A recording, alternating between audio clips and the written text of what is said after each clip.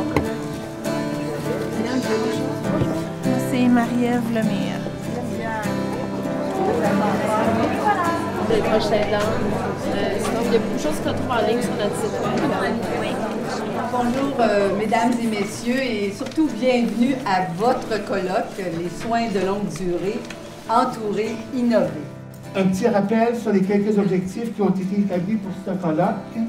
Partager les meilleures pratiques, reconnaître et valoriser les rôles de tout le personnel soignant, très important, hein, parce que vous êtes tous ici, on est tous des soignants.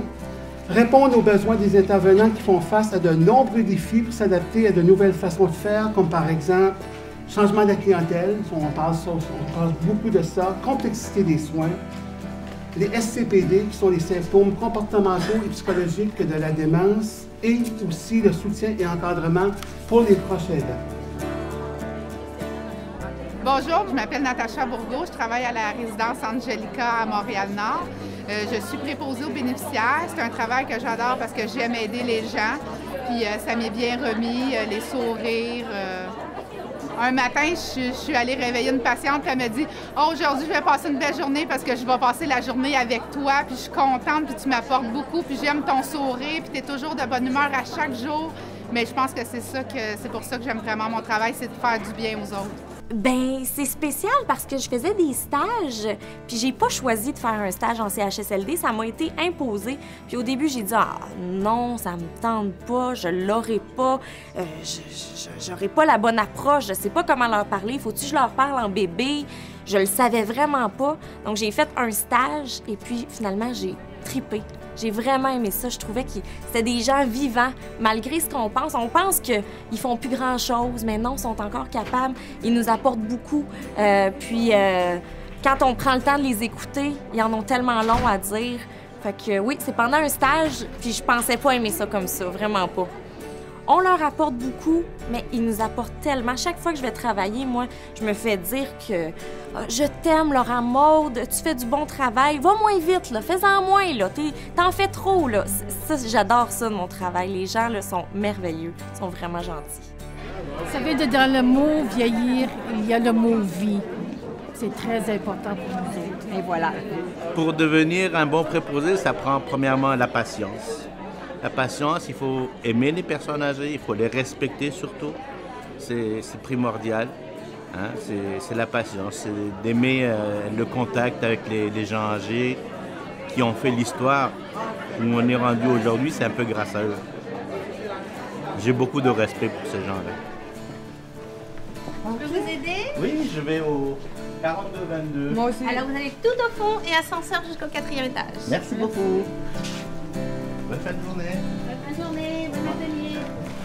J'en retire énormément, que ce soit le partenariat, les échanges qu'on a avec les différents partenaires ici, que ce soit au niveau des aides techniques que je vais aller chercher dans les différents kiosques, que ce soit au niveau des conférences. Je trouve que les invités, c'est des invités de qualité qui amènent un contenu qui est pertinent, qui est collé à la réalité, qui nous donne des trucs qui sont concrets.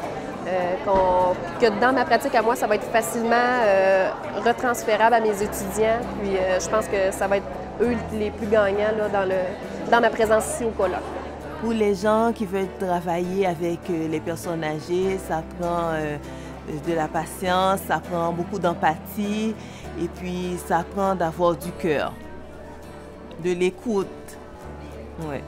J'agis avec chaque patient comme si c'était ma propre mère. J'ai tout le temps fait ça. Ça faisait 2 ans et demi, j'étais sur le même étage.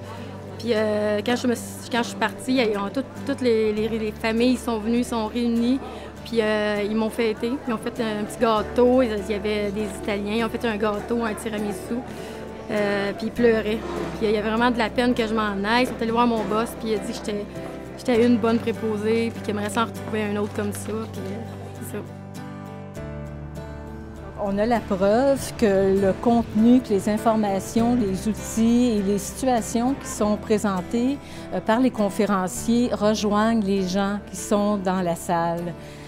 Parce qu'on les entend rigoler, on les entend se parler entre eux, donc c'est vraiment significatif pour eux et ça fait partie de leur quotidien. Et aussi, souvent, les questions sont très pertinentes. Alors, on sait que ce qu'ils veulent aller chercher, ce qu'ils veulent savoir, c'est que c'est pour les aider dans leur travail au quotidien. Ils vont repartir avec des outils. Leur coffre d'outils sera plus complet. Et je pense qu'encore là, c'est une belle réussite de nos conférenciers qui nous donnent quelque chose d'extraordinaire. Tous les intervenants qui travaillent auprès de la clientèle en soins de longue durée, ce sont des héros.